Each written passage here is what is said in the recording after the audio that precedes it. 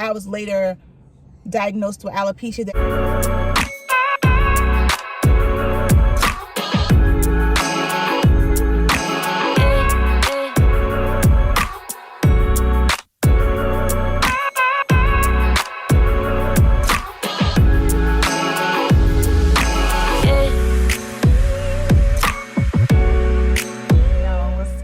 Welcome to Topics and Tea with your girl Nah.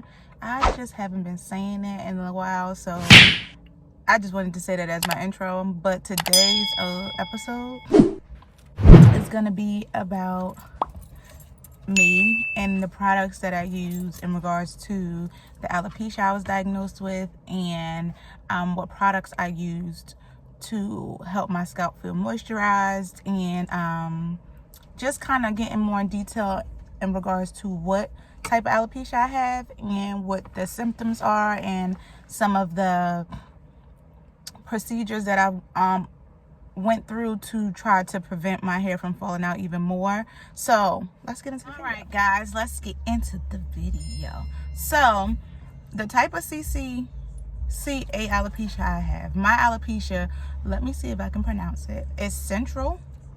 I'll put the name across the screen as well. Centrofical. I don't know that other. See, it's just so hard to pronounce. It's an inflammatory alopecia. I don't even know what I have at this point, but it's like difficult name to say. I know it's centrofical.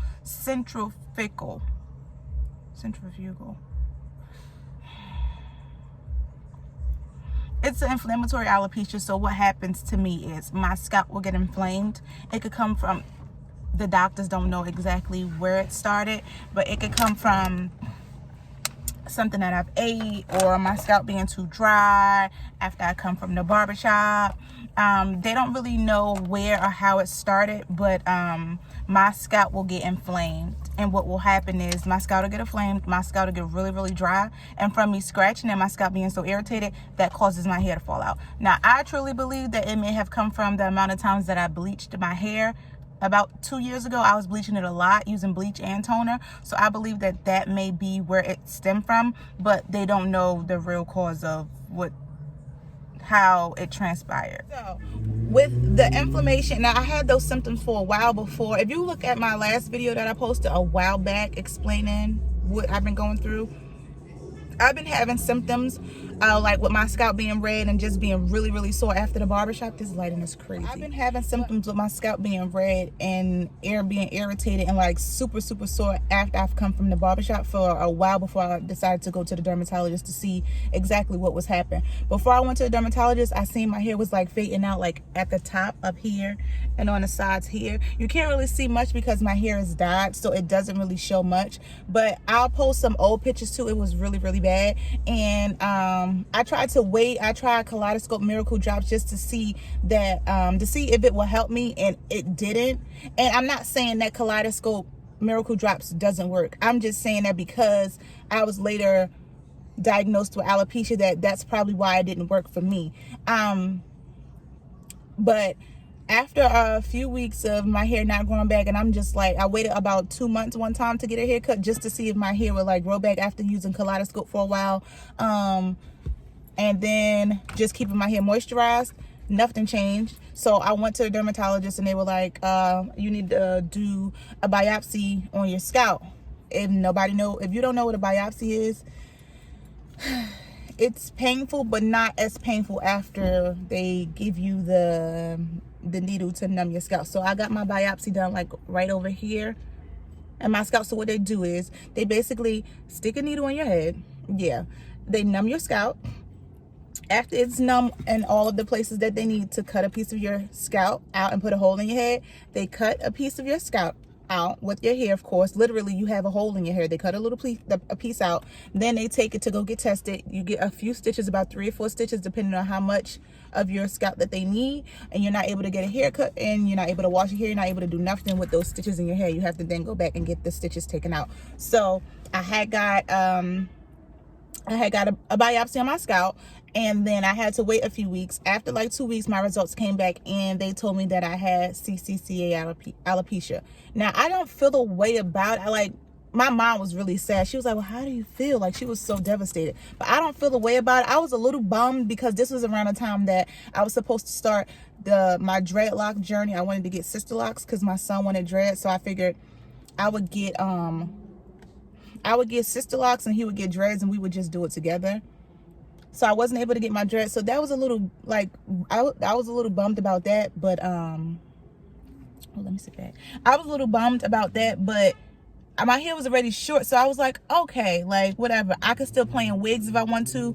My son's aunt, shout out to you, April, she sent me a link to a website that do like braided wigs. So I was like, I could still dibble and dabble in wigs if I really wanted to. So I wasn't really that bummed.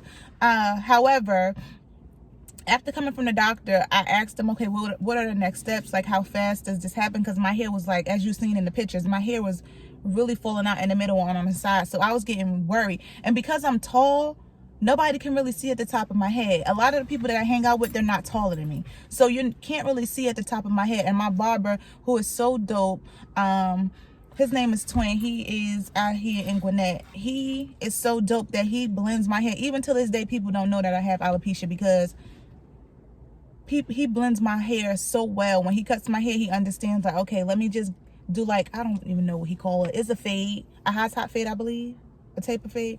It's a fade to where the top is a little bit longer than the sides, and this is where my hair fall out the most. So he kind of makes this a little bit low, and then I have a little bit more at the top. And then with me doing it blonde now, it helps with kind of just making it all blend in, which is perfect. Now, after all of that, my dermatologist then said that we can go several different routes. Now, this is where things got a little bit tricky, and I wasn't it got expensive, and then it got tricky. So she wanted me to use this steroid topical that I will put in my hair at night, every night, to keep my hair moisturized and to keep the inflammation down. So I had to do that. And then I was also diagnosed with dermatitis, which is really bad dandruff. So it's kind of like cradle cap for adults. So I can literally put oil in my hair at night, but when I wake up, it feels like I never put nothing in my hair. My hair is just like completely dry and like brittle. So and this is why I think the bleach was the cause of me starting for my hair to fall out, because with bleaching your hair, you have to keep it moisturized. But if your hair can't stay moisturized, the bleach causes your hair to fall out. But anywho, I then had to use a certain shampoo. I'll also put the name of that because that's another weird name. I need to be paying more attention. It's another weird name of the shampoo. It's red and it makes your hair dry as well. So I'm using that. I'm using a steroid. So I'm having to go get these prescriptions, not from a regular pharmacy. It's a specialty pharmacy that they have to send it to that costs a little bit of money. So then on top of doing the shampoo once a week and then doing the steroid topical every night, then she said that I should try these steroid injections, which basically I'll go to her office. No, they're not able to numb my scalp. They're not able to do anything to my scalp. They stick needles of the steroid all over my scalp where I have the irritation, which is here and here. It's very painful. I can sit through it, but it was also very expensive. Depending on what insurance you have, it can be very expensive. Your copay can be very expensive. So I would have to do that they wanted me to do it every month, but I was like, this is too painful. Let me just go every other month. So I would go every other month. I went every other month for a few months to get it done.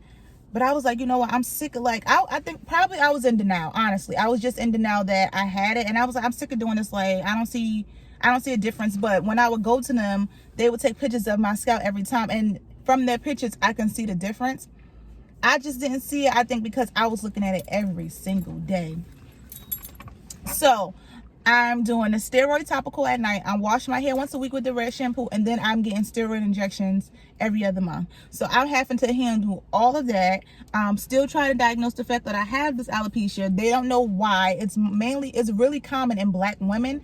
I don't know why that is. I tried to Google it. They don't know what the start or the cause is. They have no idea what the cause is for us to be getting alopecia. So a few months I went by, I haven't seen any results, so I said, okay, let me just stop this. And I asked her, like, is there any foods that I can stop eating? Is there anything I can do to stop my scalp from being inflamed? So they give you a list of these foods that can cause your body to be inflamed or to cause your scalp to be inflamed. So I was like, okay, let me pay attention to the list. Of course, a lot of the things on the list I liked, but again, are you going to try to change your, change the way that, are you going to try to change something that you don't like, or are you going to just do what you want to do? So I took the list and started to pay attention to some of the things that cause my scalp to be inflamed. Like milk. I love milk. I drink milk almost every day with my cereal. So I'm like, is milk, eggs were up there, I believe peanuts were up there. It was like a lot of different things that can cause your scalp to be inflamed. And I also was taking an anti-inflammatory pill that I also had to get, that I had to take for my scalp as well. So I'm like doing all of these things. So now I'm taking a pill, putting a topical in at night, washing my hair with the shampoo, going in for the steroids. It just was so much and just overwhelming that I was just like, okay, I just want to stop everything. Let me just try to keep my hair moisturized and see if I can get it to grow back on my own. Do my own research. So I've watched other people's videos that have alopecia, the same kind of alopecia that I have, to see what works for them. Of course, everybody's scalp is different. Everybody has different side effects and different things that work for them. At first, I started using like something simple like olive oil, shampoo, and conditioner. Just seeing if that will work. And I will always use some type of oil like tea tree oil, Jamaican castor oil. I will always use some type of oil after doing that. I wasn't doing hair mask in the beginning, so my scalp, it still was irritated when I came from the barbershop. It was still extremely dry, so I was like, okay, olive oil is not working.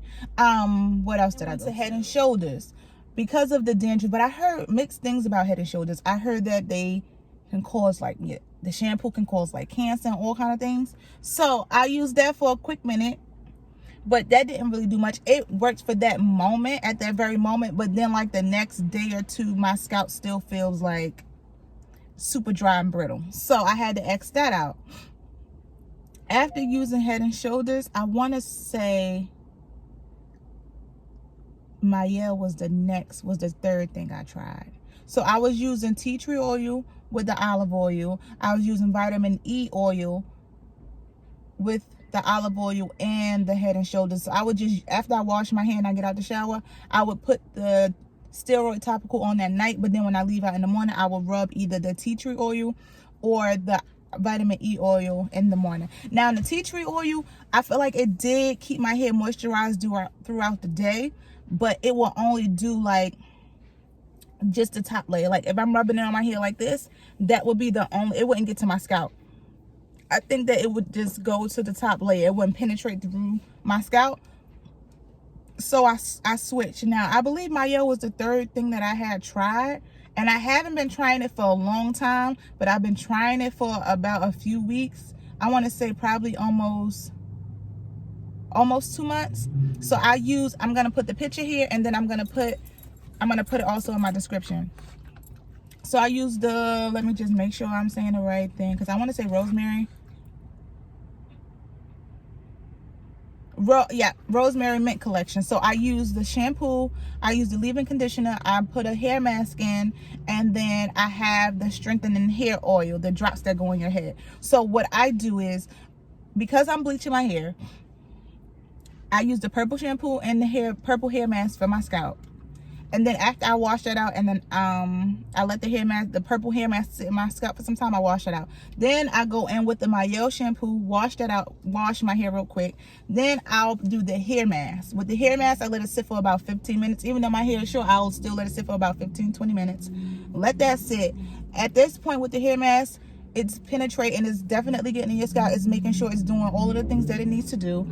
And then after the hair mask, I have a leave-in conditioner. So just not regular conditioner, I have leave-in conditioner, so that way I can put it on my scalp before I get into bed. So I put the leave-in conditioner in my scalp, and then I put the hair strengthening drops in my scalp as well, and then I go to bed. Now I can say, I haven't been using Mielle for so long, but I've been using it for almost 2 months, and I have not been scratching my hair as much. I have not been like digging in my scalp as much, and my scalp hasn't been as sore. So it definitely works for me. I've heard some mixed reviews about it recently, and that hasn't been my experience, but again, everybody's experience can be different when you're using certain products depending on your hair type. That has been working for me, and I'm excited to see, you know, what this next phase looks like for me. I still plan to get these sister locks, whether I got to get it on a wig or grow it on my own. But as of right now, as you guys can see, your girl is still giving baddie. Okay, this shortcut is doing what it needs to do, baby. This lighting, it's been crazy this whole video, so sorry. I'm sitting in my car. I didn't want to do it in my prayer closet today, but your girl is still giving baddies, so I'm enjoying it. I think that it's working for me. When I go back to get my hair cut, I'll be able to give you guys an updated video, updated picture of how it looked. But your girl is doing what it needs to do. But I hope that the information I gave today was informative, and if you guys have any additional questions, please leave some comments down below and let me know, you know, if you have a topic that I haven't discussed that you want to discuss, or if there's a question that I haven't answered and you want to answer it. I know that having alopecia, being a black woman, and going through the changes of, okay, your hair is falling out, you don't know what to do, you don't know how to feel, you can feel insecure. I went through all of that, and I just want to let you guys know that you are not alone. You are not alone at all. I understand it. I'm here with you. I'm supporting you. Whatever I can do to help you feel more comfortable, I'm here to do it. Like, literally, I feel like it's not talked about enough, and I'm here to talk about it. So peace and love, y'all. Thank you so much for watching my video. I can't wait to speak to y'all again. And if nobody told you today, remember, you are appreciated whether you got hair or not, sis. Okay, talk to y'all soon. Peace and love.